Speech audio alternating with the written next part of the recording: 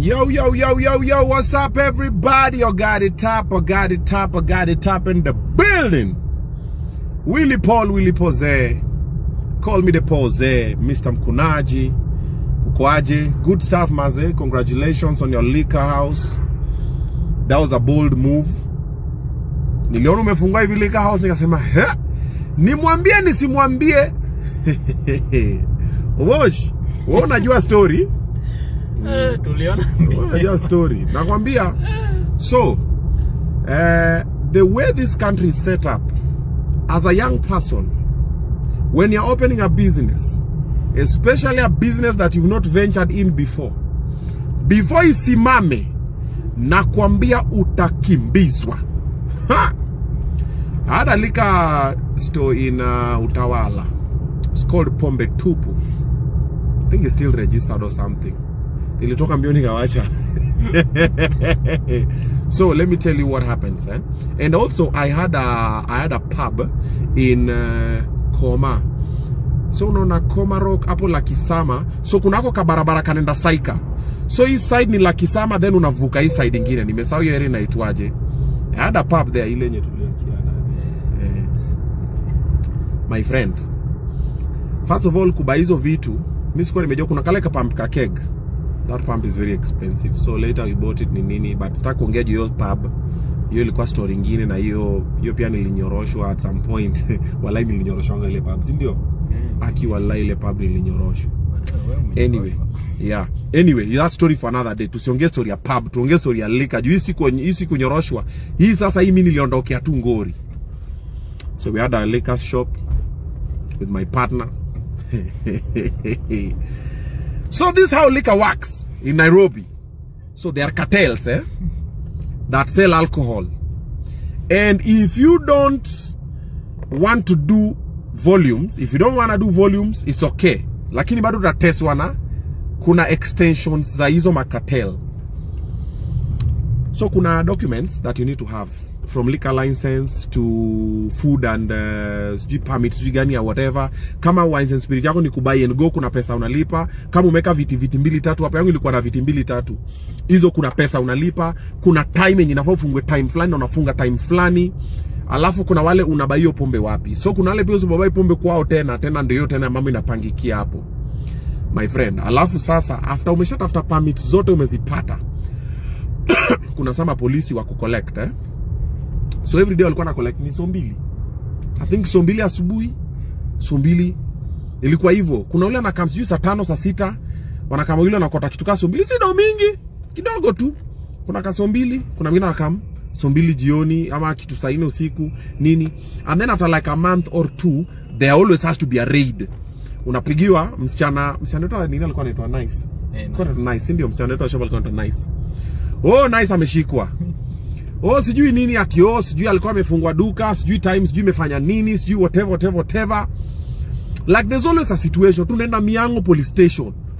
Tunafika huko, sijui nini, whatever. Tena ametoka. Kuna time alibebwa, Nice akapelekwa.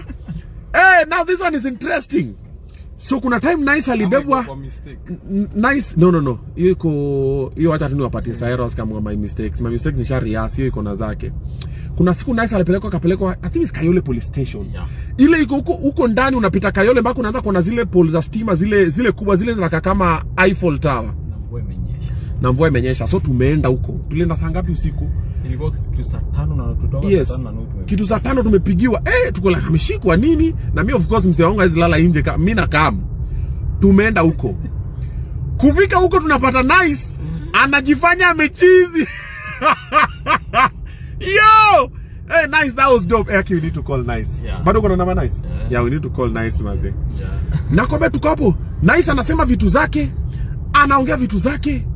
Mpaka mimi naangalia Nice niko zile za. So polisi ananiambia, "Obina, ongea naye kwa sababu venye anajilesha kwa floor, anajifanya amekufa. Sijui anasema dawa sijui ya ulcer, sijui imefanya nini. Sijui whatever." Nice ako. Na kama it was a movie. Sasa ni kitu saa 6 usiku, tuko mvua imenyesha, tuko huko Kayole police station ndani.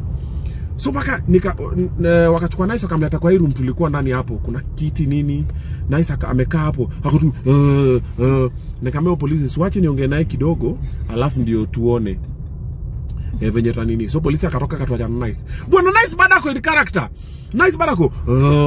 Baka anambia Nice ni mimi, wameshaenda. Nice akatu.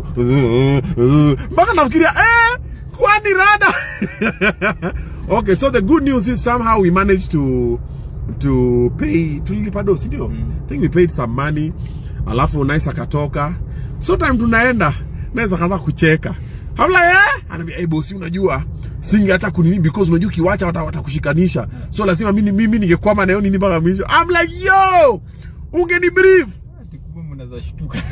Zana shanga tumeshtuka. Mimi nilishtuka mpaka niko zile sasa mtoto wenyewe mazimi chana yenyewe afanywa nini. So basically I was really frustrated with the wines and spirit. It was making okay money. However, after a period of time nilikuwa zile za this one kidogo nilikuwa na drive na Utawala na rudiani makesi ya necessary. Sijui polisi mwingine amekuja, sijui mwingine alikam kukunywa jana hataki kulipa. So kuna wana coming off duty but wanajuana, so amejua ni polisi, so amekam off duty anataka kunywa tei na hataki kulipa nini. So basically what I'm saying is this: for wines and spirit or a club like hiyo pub tulikuwa nayo pia before nifanyiwe ile mambo kwa hiyo pub walikuwa pia wana collect. Okay, so for you to sell alcohol in this country, bro, you need connections. You need to join that gang. It's a cartel that you'll know that sisi peke yetu ndo tunafungwanga mali za pombe na zinawaka. And if you don't join them, you have to have disposable income. Lazima uko na doile ukipiganga hivi ngori ushatumana. Shikeni thao yenu, shikeni 500 yenu, shikeni thao 10, whatever, na life inaendelea. Alafu watakuwa pia wana collect, yani wanakula tu. Yeah, it's a very hard business to do. I wish Willie Paul well on what he's doing. And then also another thing, as we were lucky, Nice was a very good lady. Like, okay, pia you never know kama alikuwa anatufanyia mambo yake, lakini the books of the accounts were okay. So also you also need to have a very good person there, because also pombe, this is how it works sometimes. Pombe ziko kwa shelf haziuzwi na unaona makasoma na kama makasoma wanalewa na everything. So what happens? Barman ama whoever you have who is selling for you wanaletanga pombe zao wanekapo kwa jirani za kwa standby. Msee ana order, anaambia haya siwache nikuchukulie hapa kwa store.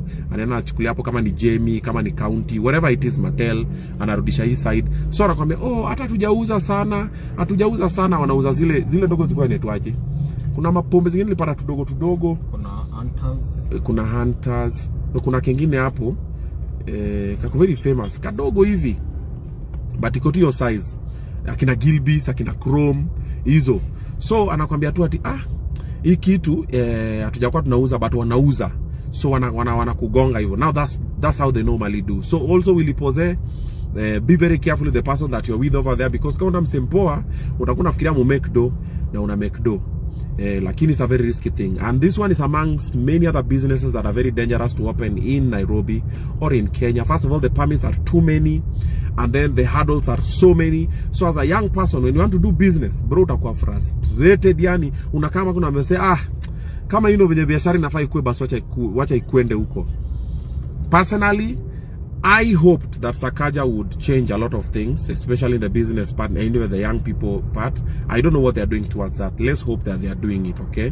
But me mwenyewe bado sijaona venye opening a business as a young person is a great idea.